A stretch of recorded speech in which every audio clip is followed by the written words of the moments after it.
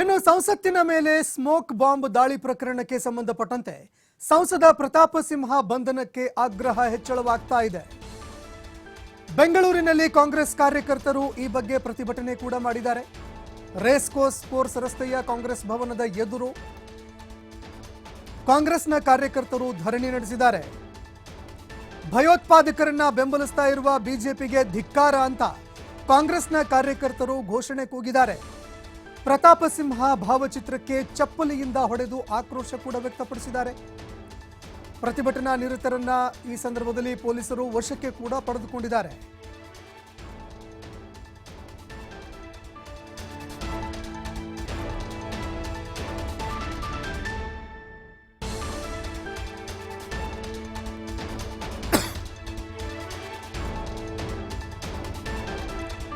ಇನ್ನು ನಿನ್ನೆಯಿಂದ ಹೋರಾಟ ನಡೀತಾ ಇತ್ತು. ನಿನ್ನೆಯಿಂದ ಆಕ್ರೋಶ ಕೂಡ ವ್ಯಕ್ತವಾಗ್ತಾ ಇತ್ತು. ನಿನ್ನೆ ಪ್ರತಾಪ ಸಿಂಹ ಅವರ ಕಚೇರಿಯನ್ನ ಮುತ್ತಿಗೆ ಹಾಕೋದಕ್ಕೆ ಕಾಂಗ್ರೆಸ್ ಕಾರ್ಯಕರ್ತರು ಪ್ರಯತ್ನ ಮಾಡಿದ್ರು. ಇದೀಗ ಅವರನ್ನ ಬಂಧಿಸಬೇಕು, ಇದರಲ್ಲಿ ಅವರು ಕೂಡ ಭಾಗಿಯಾಗಿರುವಂತಹ ಶಂಕೆ ವ್ಯಕ್ತವಾಗ್ತಾ ಇದೆ. ಭಯೋತ್ಪಾದಕರನ್ನ ಅವರು ಬೆಂಬಲಿಸ್ತಾ ಇದ್ದಾರೆ ಅಂತ ಆಕ್ರೋಶ ವ್ಯಕ್ತಪಡಿಸಿದ್ದಾರೆ. ಇನ್ನು ಪ್ರತಾಪ ಸಿಂಹ ಅವರ ಭಾವಚಿತ್ರಕ್ಕೆ ಚಪ್ಪಲಿಯಿಂದ ಹೊಡೆದು ಕಾಂಗ್ರೆಸ್ನ ಕಾರ್ಯಕರ್ತರು ಆಕ್ರೋಶ ವ್ಯಕ್ತಪಡಿಸಿದ್ದಾರೆ. ಭಯೋತ್ಪಾದಕರನ್ನ ಬೆಂಬಲಿಸ್ತಾ ಇರುವ ಬಿಜೆಪಿಗೆ ಧಿಕ್ಕಾರ ಅಂತ ಕಾಂಗ್ರೆಸ್ನ ಕಾರ್ಯಕರ್ತರು ಆಕ್ರೋಶ ವ್ಯಕ್ತಪಡಿಸಿದ್ದಾರೆ. ಇನ್ನು ಇದೇ ಸಂದರ್ಭದಲ್ಲಿ ಪ್ರತಿಭಟನಾ ನಿರತರನ್ನ ಪೊಲೀಸರು ವಶಕ್ಕೆ ಕೂಡ ಪಡೆದುಕೊಂಡಿದ್ದಾರೆ. ಯಾಕಂದ್ರೆ ಹೋರಾಟ ತೀವ್ರ ಸ್ವರೂಪವನ್ನ ಪಡೆದುಕೊಳ್ತಾ ಇರುವಂತೆ ಪೊಲೀಸರು ಅವರನ್ನ ವಶಕ್ಕೆ ಪಡೆದುಕೊಳ್ಳುವಂತಹ ಒಂದು ಕೆಲಸ ಕೂಡ ಮಾಡಿದ್ದಾರೆ.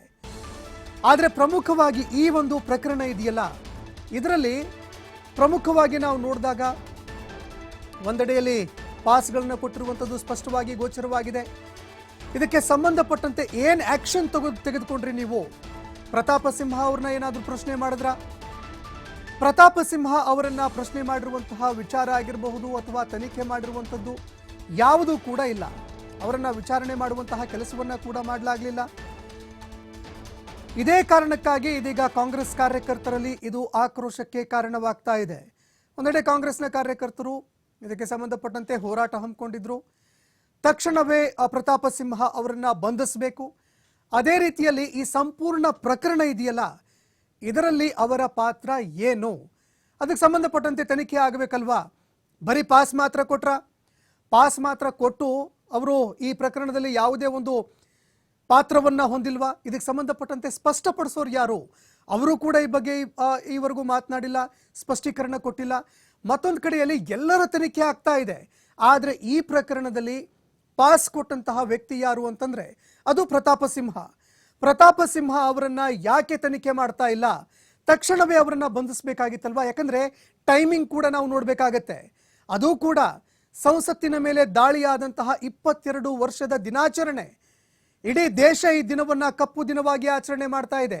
ಅದೇ ದಿನ ಈ ದಾಳಿ ಆಗಿರುವಂಥದ್ದು, ಈ ಒಂದು ಅಟ್ಯಾಕ್ ಆಗಿರುವಂಥದ್ದು ಇದೆಯಲ್ಲ, ಇದೇ ಕಾರಣಕ್ಕಾಗಿ ಆಕ್ರೋಶ ಕೂಡ ವ್ಯಕ್ತವಾಗ್ತಾ ಇದೆ. ಅವ್ರನ್ನ ಬಂಧಿಸಬೇಕು ಅನ್ನುವಂತಹ ಒಂದು ಬೇಡಿಕೆ ಕೂಡ ಕೇಳಿಬರ್ತಾ ಇದೆ. ಇನ್ನು ಇದಕ್ಕೆ ಸಂಬಂಧಪಟ್ಟಂತೆ ಪುತ್ತೂರು ಶಾಸಕರಾಗಿರುವಂತಹ ಅಶೋಕ್ ರೈ ಅವರು ನಮ್ಮ ಜೊತೆಗೆ ಮಾತನಾಡೋದಕ್ಕೆ ಸಂಪರ್ಕದಲ್ಲಿ ಜಾಯ್ನ್ ಆಗಿದ್ದಾರೆ. ಸರ್ ನಮಸ್ಕಾರ.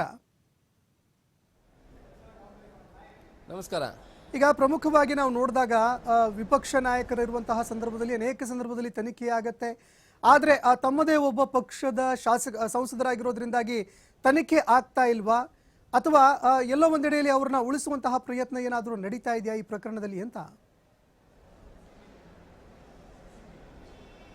ನೋಡಿ, ಒಂದು ಸಂಸತ್ತಿನ ಒಳಗೆ ಬಂದು ಅದು ಯಾವ ರೀತಿ ಅವರಿಗೆ ಒಂದು ಪಾಸ್ ಕೊಡಬೇಕಿದ್ರೆ ಅವರ ಪರಿಚಯ ಇರಬೇಕು.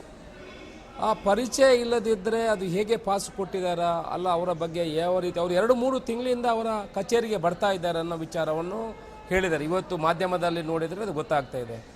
ಅದರೊಳಗೆ ಪಾಸ್ ಕೊಟ್ಟದ್ದು ಒಂದು ಸಂಸತ್ತಿಗೆ ಭದ್ರತೆ ಕೊಡಲಿಕ್ಕೆ ನಮ್ಮ ಕೇಂದ್ರ ಸರ್ಕಾರದಿಂದ ಆಗಲಿಲ್ಲ ಅಂತಾದರೆ ರಾಜ್ಯದ ಭದ್ರತೆ ಹೇಗೆ ಅಂತ ಅವ್ರು ಹೇಗೆ ಒಳಗೆ ಹೋದ್ರು? ನಾವೀಗ ಹಿಂದೆ ಇಲ್ಲ ಸಂಸತ್ತಿಗೆ ಹೋಗುವಾಗ ಬೆಲ್ಟ್ ಕೂಡ ತೆಗೆದಲ್ಲಿ ಹೋಗುವಂಥದ್ದನ್ನು ನಾವು ನೋಡ್ತಾ ಇದ್ವಿ.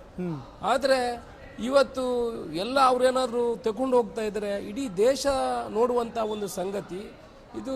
ನಾವು ಆಲೋಚನೆ ಮಾಡುವಂಥ ವಿಚಾರ. ಯಾಕಂತ ಹೇಳಿದ್ರೆ ಇಷ್ಟೊಂದು 2 ಜನ ಒಳಗೆ ಹೋಗ್ಬೇಕಿದ್ರೆ, ಆನಂತರ ಅದರ ಕಂಪೌಂಡ್ ಒಳಗಡೆ ಇನ್ನಿಬ್ಬರು ಹೋಗಬೇಕಿದ್ರೆ, ಇದು ಅದ್ರ ಜೊತೆಯಲ್ಲಿ ಒಬ್ಬರು ಸಂಸದರು, ಇದು ಬೇರೆಯವರು ಯಾರಾದರೂ ಕೊಡ್ತಾ ಇದ್ರೆ, ಬೇರೆ ಸಂಸದರು ಕೊಡ್ತಾ ಇದ್ರೆ BJPಯವರು ಏನು ಮಾಡ್ತಾ ಇದ್ರು, ಇದರ ಬಗ್ಗೆ ಯಾವ ರೀತಿ ಪ್ರತಿಭಟನೆ ಮಾಡ್ತಾ ಇದ್ರು, ಯಾವ ರೀತಿ ಇಡೀ ದೇಶದಲ್ಲಿ ಗದ್ದಲ ಎಬ್ಬಿಸ್ತಾ ಇದ್ರು, ಇದು ಯಾವುದೂ ಇಲ್ಲ. ಅದನ್ನು ಅಲ್ಲೇ ಮುಚ್ಚಿ ಹಾಕಲಿಕ್ಕೆ ನೋಡುವಂಥ ಪ್ರಯತ್ನಗಳು ನಡೀತಾ ಇದ್ದೇವೆ ಅಂತ ನಮಗೆ ಪ್ರಸ್ತುತ ನೋಡುವಾಗ ಆ ರೀತಿ ಈಗ ಒಂದು ಅನುಮಾನ ಕಾಡ್ತಾ ಇರುವಂತದ್ದು ಏನು ಅಂದ್ರೆ, ಯಾವಾಗ ಒಂದು ಕ್ರೈಮ್ ನಡೆಯುತ್ತೆ, ಆ ಕ್ರೈಮ್ ಸೀನ್ ಪ್ರದೇಶ ಇರುತ್ತಲ್ಲ, ಅದನ್ನ ಸಂಪೂರ್ಣವಾಗಿ ರಿಸ್ಟ್ರಿಕ್ಟೆಡ್ ಝೋನ್ ಅಂತ ಅದನ್ನ ಪರಿಗಣನೆ ಮಾಡಲಾಗತ್ತೆ.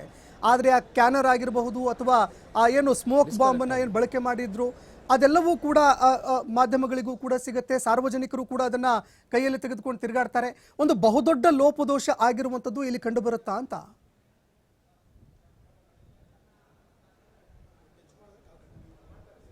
ಕನೆಕ್ಟ್ ಆಗಿಲ್ಲ ಸರ್, ಕೇಳಿಸ್ತಿದ್ಯಾ?